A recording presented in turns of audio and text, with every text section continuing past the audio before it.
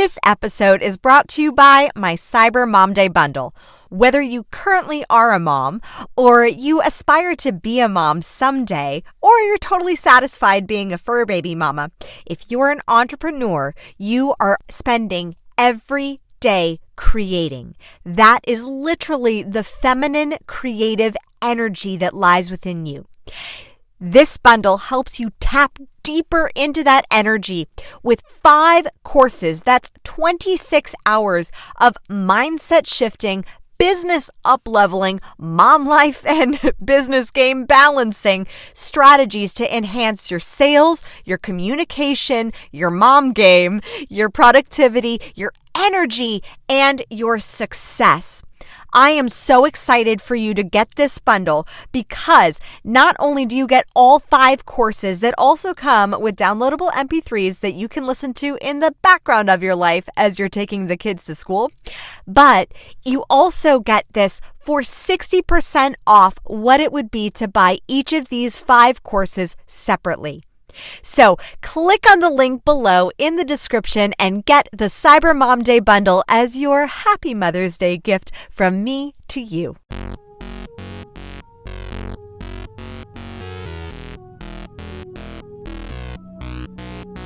Welcome to the Princess and the Bee podcast, the place to be to build your empire as queen of your body, business, and life. I'm your host, Kimberly Spencer, founder of CrownYourself.com, and I'm an award-winning coach, Amazon best-selling author, and multi-passionate entrepreneur. Each week, I give you the systems, strategies, and success stories to help you master your mindset, communicate with ease, and triple your productivity so you make the income and the impact you deserve. Imagine this podcast as your weekly spark of inspiration as you take it to the next level with all the bees of your life. Body, business, bank account, boys, and babies. Let's make it rain. Good morning and welcome back to the Princess and the Bee. Well, for me, it's morning. For you, you may be listening to this at some other time other than morning, and that's totally appropriate. I just wanted to pop on because I just got back from my run. And that's where I get most of my inspiration, especially since it's one of the few quiet times of my day when I'm not surrounded by people and or who want something from me. And it's like boobs. And I don't mean my husband Spike. I mean my son. I mean my toddler who is still nursing somewhat. And total tangent. But I was thinking about one of my clients who's struggling with releasing one of her creative projects. And our clients are always in some ways mirrors of either where we've been or where we are now, but we are in a different space, a different headspace, a different mental space.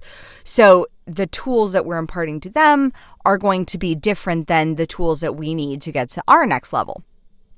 So as I was jamming with my client, it got me thinking about the sacred spin that we put on these creative projects.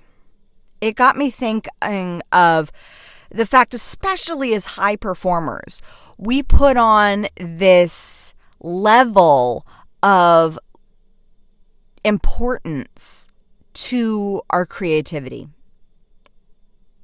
And a lot of this is the ego speaking. In fact, pretty much all of this is entirely the ego, or if you've done the bank personality code, this is a more of the knowledge brain, those knowledge values of always wanting to be accurate, always wanting to be right, which is not bad. Those are all fine. But when it comes to creativity, it really can be a massive detriment. Because here's the thing, they're always right. They're always sacred. They are always in this perfect realm of perfection when they are in our head. You have to go through the physical, mental, emotional labor of doing the work to get the thing out there, to birth the dream, to birth the book, to birth the project, to birth the blog, to birth your business, whatever it is. You have to go through that labor that work. And labor does not necessarily mean the connotation when I give this metaphor.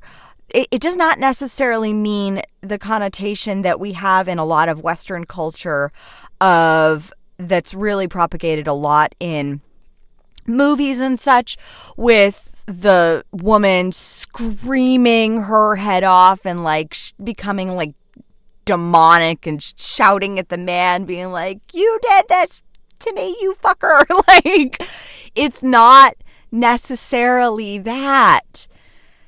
That's our misconception. That is another tangent, but a total misconception of what labor is. Labor is just simply doing the work. It's going through the work. It's putting the effort in. It's hitting those little tiny fear bumps that come with it of like, oh, should I? Okay, yes. Okay, I'm going to go for it. I don't know. Fear again? Okay, I'm going to figure it out. And it's constantly repeating to yourself that labor of, gotta bear down for just a hot second, and I'm going to figure this out. And literally, that's actually what I did throughout my my labor once I shifted my mindset 16 hours in to where it did not suck. That's the magic of the mind. But it so relates to our creative process, because in creativity, when we're creating a blog or a business or a product or whatever you're creating, it's not sacred unless you bless each other with it. Let me repeat that. It is not sacred. It's in fact selfish to hold it in your mind and not bless other people with it. Those things that you are holding in your soul, in your gut, in your heart, those things that you know you should be doing, those things that you want to do, that you want to release, that has been a desire in your heart for so freaking long, all those books that you have wanted to write, all of those programs you have wanted to launch, all of those businesses you've wanted to create, all of those things. I'm not saying do all of them at the same time. I am saying listen to your heart, listen to your gut, listen to your soul, and go through the emotional and physical labor that it takes, because it is actually selfish if you do not. It is selfish if you hold those things to yourself. In the Bible, there is a parable of the talents. And there's, and talents, I believe, back then, it's been a while since Sunday school for me, but there are the talents that God gives each one of the three, I think it's three men, and it's always men. But there's a guy who gives the talents, and I think talents were like money, basically. Was their form of money back then. And so one guy got his talents, and he buried them. It's also the parable of the sower and the seed, I believe. No, it's definitely the talents. Definitely. I'm getting my Bible parables mixed up. It's been a hot minute. But I do remember this. There is the one guy who buries his talents. He hides them in his shed. He's like, "Oh, this is mine. I'm just gonna put this in my barn. It's gonna be safe there. It's gonna be safe because that's like my God-given talents. I'm just gonna put them in my barn, and nobody else will have to see them. But that also means that nobody can steal them. Nobody can get me for them. Nobody can murder me for them or whatever. Like." So he hid them away. Then there's the other guy who went out and he sowed his talents. And he used his talents to he invested his talents to then procure greater talents and more prosperity and more abundance for more people. You got to plant your talents. Bible verses aside, I hope you get the metaphor, because it is so poignant. Because if you put your talents, your God-given talents, the things that you were born and put on this planet to do, the things that you excel at and you hide them away and you don't share them with others, and you're not writing those blogs, and you're not creating, and you're not writing your books, and you're still talking the big talk about how you're going to write the books one day, or how you're going to launch the programs one day, or how you're going to do the thing one day. And you're like, oh, well, maybe when life slows down, or maybe when the kids are off at college, or, this is such a precious time. I'm only a mother to my toddler once. And we use all these excuses, but they're all fucking bullshit. Excuse my French. They are all bullshit, because you were not given those talents. You were also not given the talents of your children to use them as an excuse for your God-given blessings that you have, those things, those desires, those things that you want to create and to put out in the world to help transform this planet. So you gotta go through the seasons. It is not, your creativity, yes, it is sacred. It is absolutely sacred. It is totally sacred because it is not yours. As one of my favorite quotes from John Maxwell is, your gifts are greater than you. Your gifts are greater than your human form, your ego. Your gifts were given to you by the divine, by the source, by the creator of the universe, so that you could help expand the universe using your gifts. That is abundance. Now, they're not sacred when you shove them in a barn, hide them away from people, or say, I'm going to go revisit that project one day. I'm going to go do that thing one day, but for now I'm going to be busying myself doing all the things that I think I should be doing all the things and making all the excuses that I should be making, and da. So here's how you get from the sacred, selfish area of the project being in your mind and you're not releasing it, to it actually being sacred because it's being of service. That's when it shifts over. It is not sacred unless that project, unless that thing, unless that blog is released outside of you as the conduit, as the generator to be able to bless others and be of service with it. Now, here's the process. You got to plant. So we all know that there are 4 seasons. There is winter and spring and summer and fall. I just wanted to reiterate just in case. So you've got to go through the seasons of creativity. So a lot of times our creativity really does start off in one of the more intense seasonal periods. So winter or summer. Like, what happens in winter? In winter, stuff's still happening underneath the ground. Like, it may be covered in snow depending upon where you live, or it may just kind of look like bleak and I live in LA, so there's not much snow, but the trees, they do get barren, and there's not a lot of leaves hanging out on them. There's not a lot of, it looks a little darker.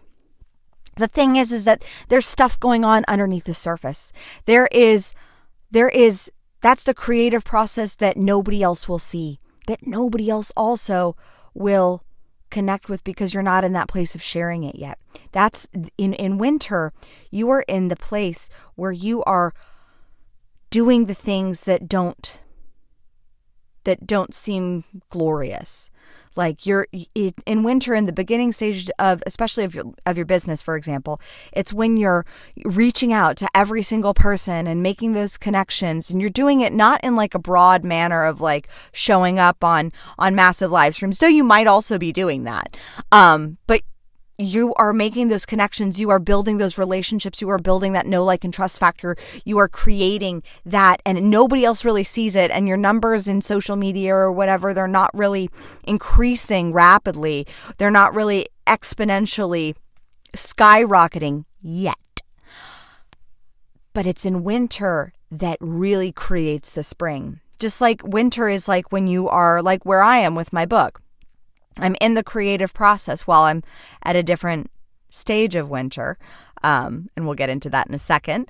But in winter, I'm in the creative process where I'm like literally laboring to get it out. It's about to become spring, and it's like getting that flow, and the book is almost to that place where it's like feeling really, really in a place of glorious flow, and it's almost done. It's like 75% there, and it's like that last, for me, it's always that last 20%, that 20 to 10% of the marathon where you hit that quote unquote wall of just crap. And I know, yes, the belief in a wall means that there's a belief in a wall. So fully know that I own the spaces of where I need to do my own work. But it's in that space of like, okay, so you're going through the winter, and you as the planter are like, just keep your plants alive. Just keep your plants alive. Keep doing the things. You keep watering them. You keep nurturing them. They're doing their own thing too. The plants know. The plants know that spring's a coming. So it's not like they're stressing out over it being winter. They know spring is coming. But why is it that we get so locked into this mentality of like this fear of, oh, I'm not seeing results. Because it's not spring yet. Wait your season. And by wait your season, I mean do your work in this season that you need to get done, and trust that spring is coming, because it is. Because in spring, ooh, baby, that's when it blooms. That is when it blooms, and it looks glorious, and it is busted. June is busting out all over, and it's blossoming, and it's flowing, and you just feel like, oh my gosh, spring. And this can happen on a project by project basis. This can happen within the span of literally an hour of your creative process of going from like being in the beginning stages of writing a blog post or a newsletter or a sales page. And you're in that winter period when nobody else really sees you and you're in your flow, but you're like, okay, it's a little cold. It's like this, my writing is turning out to be a little dank. How do I know? I've been there, total like writer for decades and decades and decades. I've been a writer all my life and a creator. So I got you, babe. So the winter process in the span of like just writing a blog post, just writing a sales page, that's like the first 10, 15 minutes when you are getting into that flow. And then when flow hits, oh baby, does it bloom. And it can be anywhere from 5 to 15 minutes to experience that winter period where you're sitting down and you're like getting focused and your brain is kind of reorienting to like the task at hand, and you're going to sit down and you're going to do it. And it's in that period where you can choose to let notifications, things going wrong on your computer, whatever, to derail you. Oh my gosh, there's this urgent thing or this urgent email, quote unquote. Like I told my team, I tell all my team when I hire them, I say, I don't believe in urgency. Like I believe in urgency, but I don't believe in like urgent things of like, this is an ASAP thing. I'm like, no. Most things that people perceive are urgent are actually just a perceived level of urgency. And so you're going through that winter period, you're figuring out, and it's in the winter period where it can make or break you.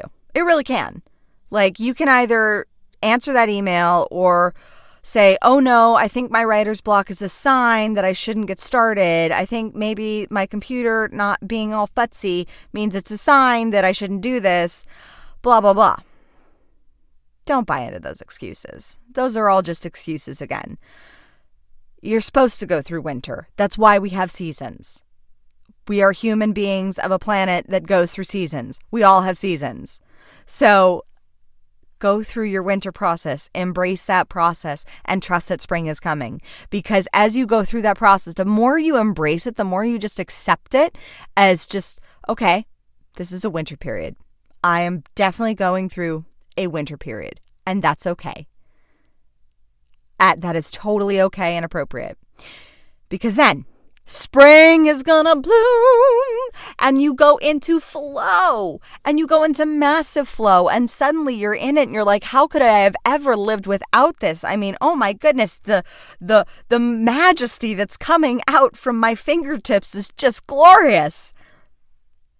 And then you may get to that point where you're getting into summer and you're like, oh, it's getting a little hot, and you're like, okay, maybe I should start to wrap up this blog or this project or this thing, or you're going through that like sweaty labor of getting the final bits out of you, and you're finally going through and you're doing the thing, and you're like, okay, all right, I'm getting it out. And then comes autumn, where things get a little chill. They settle, the leaves fall, the blog post is done, the book is written, the project is released. And then it comes back to winter. So we go back again. So when you have the creative project done, it's not done entirely. You have to release it. So you have to then go through another season.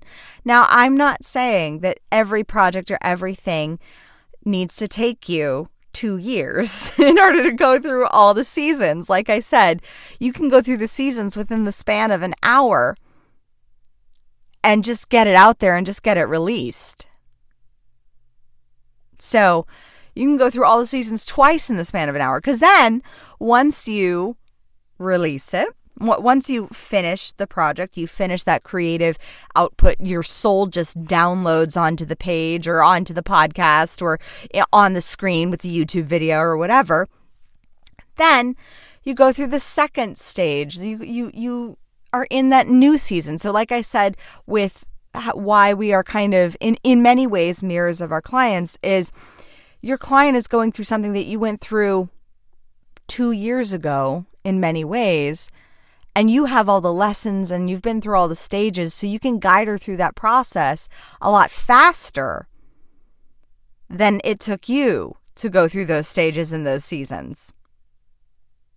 But you also are probably mirroring the same season that you're in some way in your business or in your projects. In many ways, especially if you're in a service-based business or in the coaching realm. So when you go through the second stage of your project or your process, that's the seasons of releasing. So you have winter where you're planning and you're strategizing and you're figuring out, and it's kind of bumpy and you're testing things, and it's like, oh, that didn't work, and oh, that did work, and oh, oof, yeesh, that didn't work at all. And so you're going through that process.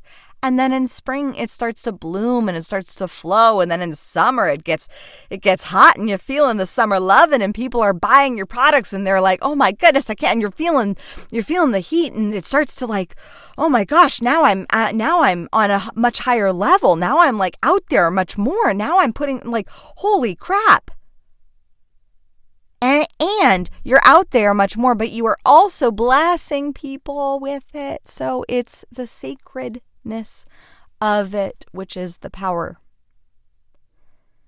And then, like all seasons, because we go through all 4 of them, it'll cool down for a little bit, and that's okay. You cannot stay in summer forever. That's called global warming. Like, you cannot stay in perpetual summer. You will melt. And you can also not stay in winter. And it's up to you to decide not only where your business is, what season your business is in, but also to decide and assess. It's less of a decision, it's more of an assessment, and then you make a decision as to how fast you want to get to the next season. It's up to you to assess where your projects are. Are they in spring and you're blooming and you're flowing and you're in the state of like super bloom and super flow? And like I've seen so many pictures of on Facebook in, I think it's Lancaster, which is right outside of LA. I think part of it's considered LA because LA is just enormous.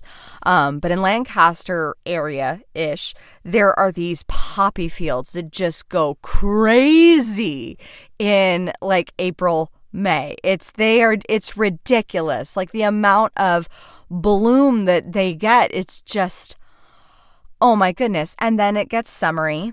And then especially out in Lancaster area, it's really hot. and it gets a little scorchy, and the flowers start to like, oh my gosh, there's a little too much sun for us.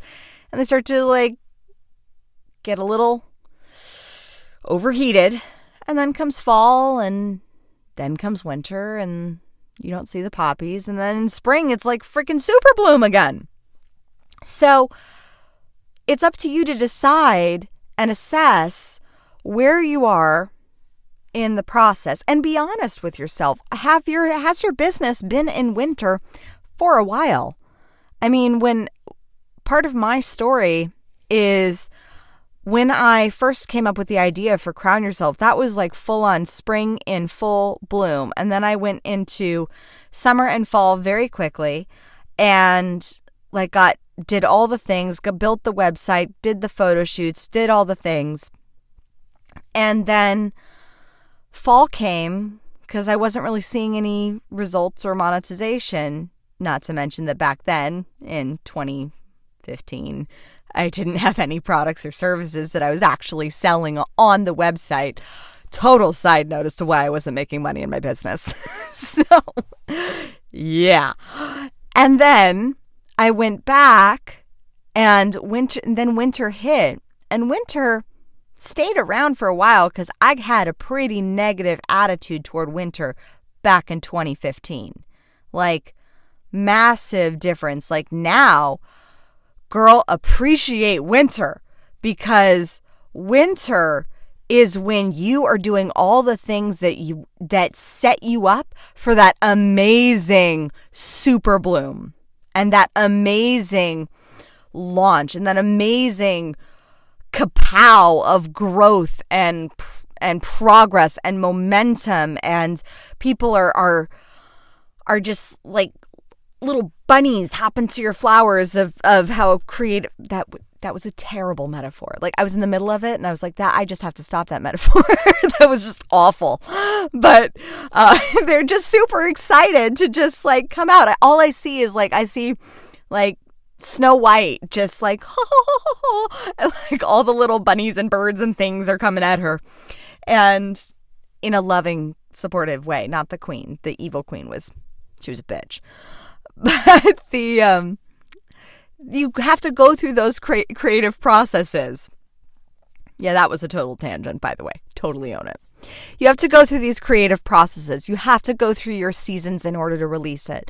And the most important thing that I want you to get out of this is that holding your talents, holding your creativity hostage for yourself or for that rainy day, or to protect it so nobody steals your idea.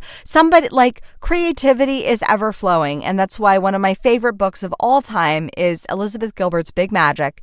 And I love how she describes an idea, and I've literally seen this because it's happened to me, where you have the idea of, oh my gosh, this would be such a fantastic project or thing or whatever, and you do it, and then, or you have the idea for it, and then you're like, but I don't have the money for it, or I don't have the time right now, or I'm so busy, or, right now is a really important time in my kid's life, and so I don't think it's the right time to take on that project. And the idea is like, okay, I'll wait around for a little bit. And it kind of waits around to see if you'll do anything and stop making excuses and stop hiding your talents in that barn shed, those divine gifts. And then after a while, like, it just grows legs and walks out. Like, thieves don't even have to come into your barn. It's just like, I'm done with being caged and cooped up. I am an idea. I am free flowing. I need to be released into this world. I'm going to go to somebody else.